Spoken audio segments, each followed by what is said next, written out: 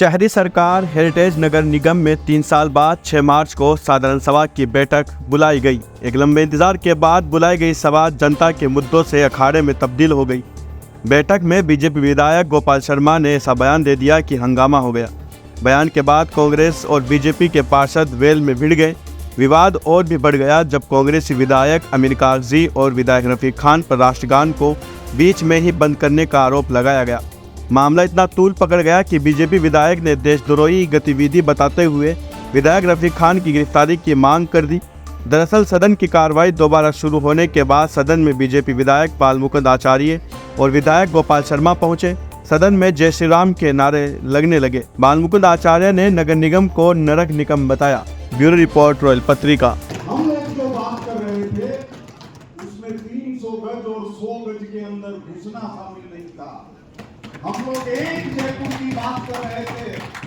अगर 300 गज के अंदर आप ये सोचेंगे कि वहां पर चाहे जो बना लिया जाए और कोई घुसे ही नहीं, हम सैंडबैग ही नहीं छोड़े, हमारे अंदर कोई नहीं जाए।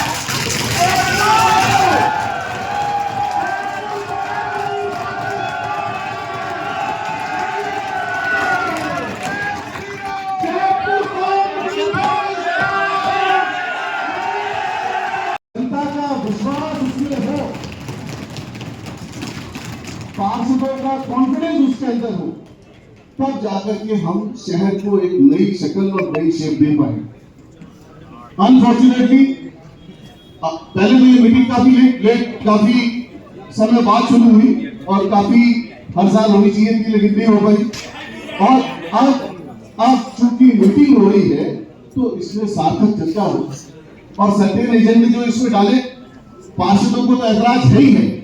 मुझे सबसे ज्यादा एतराज किस बात का एतराज है कि एजेंडे में डाल रहे हो आप के साथ हम 20 मार्च की मीट की दुकानों को बंद कराएंगे। कितनी दूरी तय होगी? शराब की दुकानें खुली है 24 घंटे और इनके ऊपर हम अतिक्रमण को मुक्ति देंगे, इनके यहाँ से हटाएंगे, मीटर की दूरी तय करेंगे। जो प्रेसिडेंस चला आ रहा है, जयपुर शहर गंगा जमुनी तहजीब की जगह है।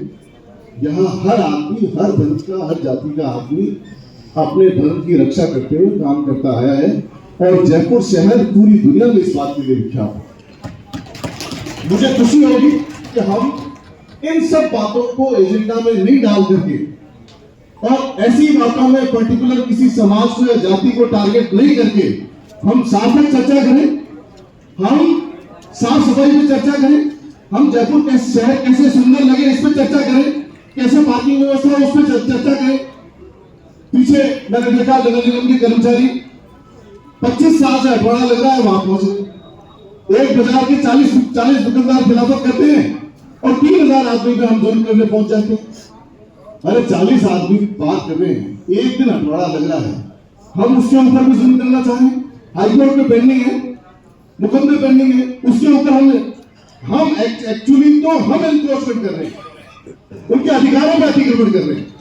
तो ऐसा नहीं हो, हर आदमी को जीने का अधिकार है। पीछे देखा ई रिक्शा के ऊपर पॉलिसी बन रही, बिल्कुल बनी। ई रिक्शा सुचारू रूप से चले, शहर का ट्रैफिक सुचारू रूप से चले, लेकिन सख्त ऐतराज इस बात का है कि हम ई रिक्शा वालों को बेरोजगार कर दें, उनको घर भेज दें, उनको 3,000, 5,000, 10,000 रुपए का जुर्माना कर दें।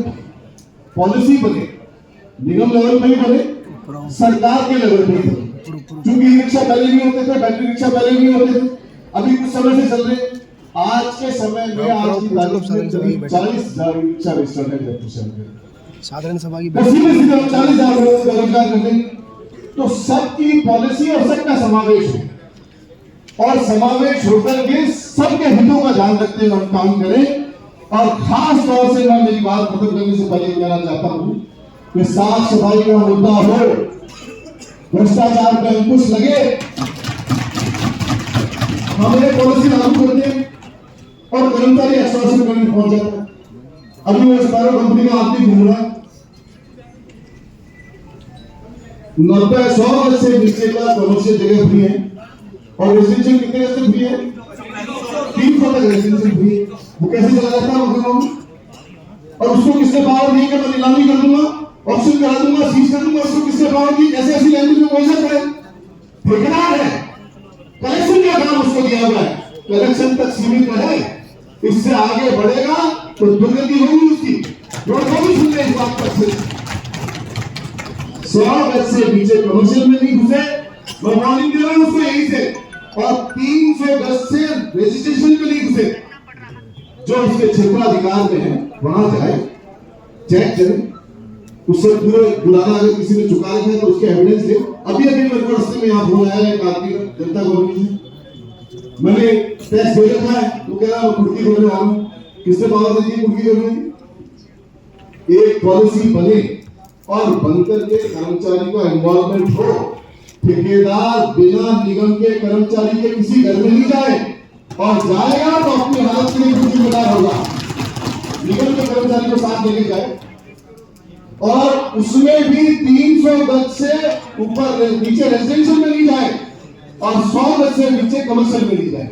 तो मैं आप सबको आज की मीटिंग की बधाई देता हूं, और ये आप सबको ये कहना चाहता हूं कि सार्थक चर्चा करें, और जिन बिंदुओं पे आप अभी बात हो रही थी, तो जिन बिंदुओं पे ये चर्चा हो रही है कि ये बिंदु हमारा पास नहीं हुआ, तो पास कोई भी एजेंडा बहुमत के आधार पर पास हो, काउंटिंग हो, अगर जरूरत पड़े तो काउंटिंग के आधार पर निर्णय लिया जाए। आप सबका बहुत शुक्रिया, बहुत धन्यवाद। के समय जबकि हम लोग सावधान की मुद्रा के अंदर खड़े हो गए, सभी लोग बीच में जो वेल में थे वो भी उसकी सावधान की मुद्रा में खड़े थे, लेकिन उन्होंने जाकर के तार खींच करके फेंका, तो इसका मतलब हमारे राष्ट्रगान का इससे बड़ा अपमान क्या हो सकता है। वो घटना उसके बाद भी हो सकती थी, वो राष्ट्रगान के बाद में धरने पर भी बैठ सकते थे, वो राष्ट्रगान के बाद में सभी इकट्ठे होकर के कलेक्टर या उचित जगह के ऊपर जा सकते थे, लेकिन राष्ट्रगान होते समय तार निकाल करके फेंकना देशद्रोही गतिविधि है, और इसके लिए रफीक खान जी को गिरफ्तार किया जाना चाहिए। मैं जी लगा रहा हूं वो भी गलत है। आज कुछ कांग्रेसी पार्षद आपकी तरफ मारने भी दौड़े, जिन्हें रोकने के लिए बीजेपी पार्षदों को आगे आना पड़ा, आपको लगता है ये सही था?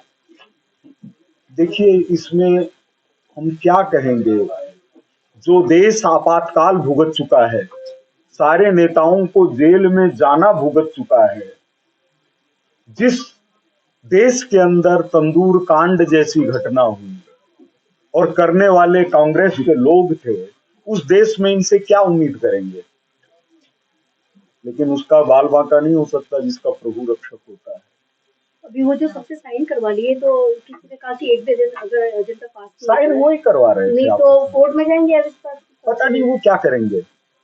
कुसुम यादव ने वैसे ये साइन कराए थे आपके लोगों से, कुछ कांग्रेस के पार्षदों से, तो कुसुम यादव और बीजेपी के पार्षदों ने सिग्नेचर किए हैं, तो क्या रहने वाला है? बीजेपी तैयारी कर रही है मेयर को लेकर के, क्या स्टैंड है बीजेपी के पार्षद? देखिए, मेयर को लेकर के जो स्टैंड होगा वो सार्वजनिक किया जाएगा, पार्टी उसके ऊपर फैसला करेगी। हम लोग इंडिविजुअल नहीं है कि जैसे कांग्रेस के विधायक आए, कोई बात कर रहा है, कोई बात कर रहा है, आपस के अंदर साइन करवाने लग गए। भारतीय जनता पार्टी एक अनुशासित पार्टी है, उसके फैसले का अर्थ होता है।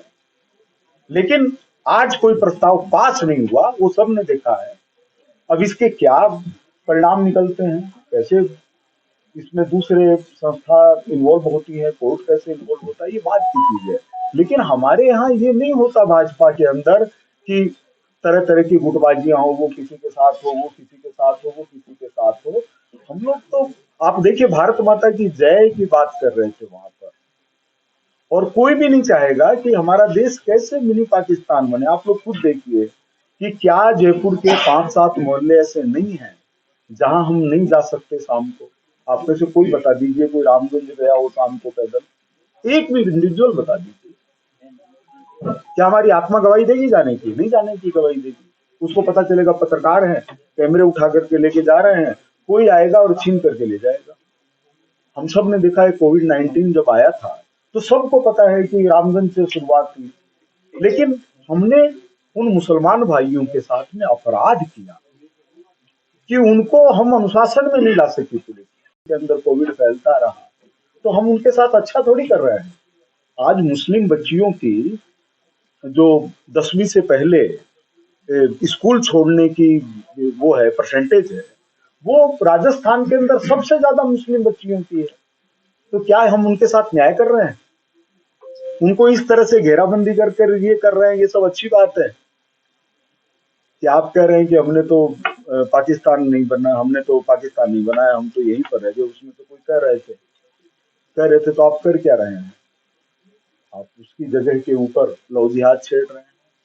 सारे नहीं छेड़ रहे होंगे, लेकिन अगर आपके यहाँ घर के अंदर भी कोई अनुशासनहीनता होती है तो समझाते हैं कि ऐसा मत करो। भाई तो कोई कड़े कदम भी उठाए जाएंगे क्या, या केवल बातें ही होंगी? ये मिनी पाकिस्तान की जो आप बात कर रहे हैं, रामगंज की आप बात कर रहे हैं, इसको लेकर कड़ी ये विषय डाइवर्ट हो जाएगा। भारतीय जनता पार्टी एपीजे अब्दुल कलाम, अब्दुल हमीद, अशफाक उल्लाह खान, इनके को बहुत प्रेम करती है। जनता पार्टी के पहले शासन के अंदर जनसंघ के आरिफ बेग मंत्री हुआ करते थे। तो भारतीय जनता पार्टी का उद्देश्य विषय को डाइवर्ट करना नहीं है, विषय ये है।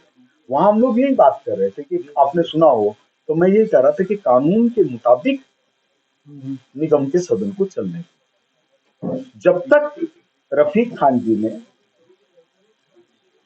ऐसी बातें नहीं बोली जो सांप्रदायिक किस्म की थी, तब तक तो लोग खुशी व्यक्त कर रहे थे कि चाहे कांग्रेस हो, बीजेपी हो, जनता ने हमको वोट दिया, आकर के यहाँ पर काम करिए, कोई बात ही नहीं हुई।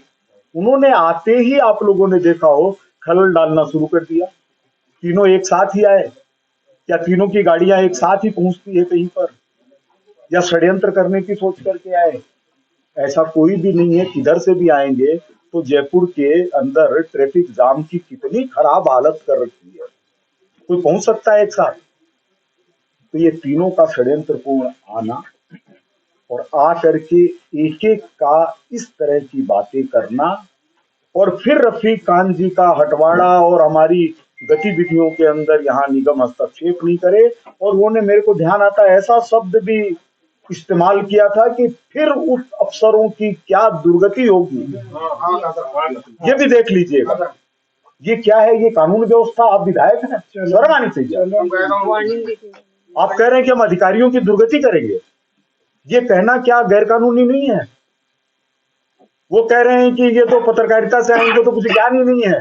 अरे आप जब से राजनीति में आए हैं तब से हम विधानसभा कवर करते रहे हैं, हमारे कारण कांग्रेस के मंत्रियों को इस्तीफा देना पड़ा है। और पत्रकार का मतलब क्या है कि वो कुछ जानता नहीं है? उनसे ज्यादा वोट से जीता हूं, उनसे ज्यादा मजबूत कैंडिडेट से जीता हूं, तो पत्रकार को इतना कमजोर समझे, ये उचित नहीं है। बाल गंगाधर तिलक पत्रकार थे जिनको भगवान कहते थे, ये नहीं सोचना। हमने तो नहीं कहा कि आप शराब के ठेकेदार हैं या गांजा के ठेकेदार हैं। कुछ भी करते रहिए, अवैध मत करो। तो ये इतना ही आज के लिए।